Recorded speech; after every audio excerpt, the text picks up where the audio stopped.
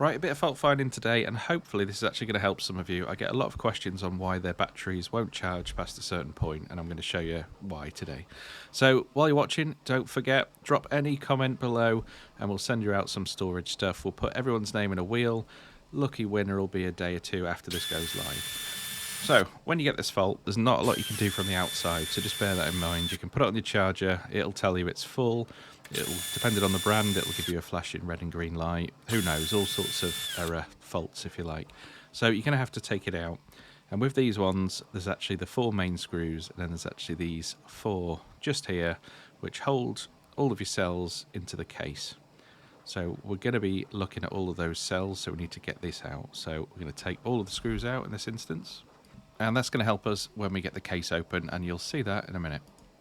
So now that they're all out, we can make a little bit of space, and then we can pop the lid off.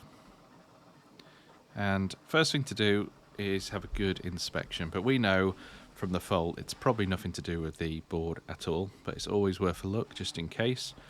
Check the connections out, check there's nothing in the terminals, that sort of stuff. Now, more than likely we're going to have imbalance, and that's what we normally see when you get this sort of problem.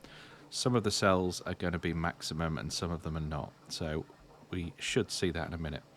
Now have a look down the sides for any damage, any rust and corrosion, that sort of stuff, and then this is where you're going to find your fault. So as you go along them, you're going to see something like that, 3.8, 3.4, and straight away this is telling us that some are higher than others, and you should get some around 4, which we're getting there, 4.1, so that is absolute max basically. So yeah, the reason this is going green, saying it's full, is because some of the cells here are full and some are not.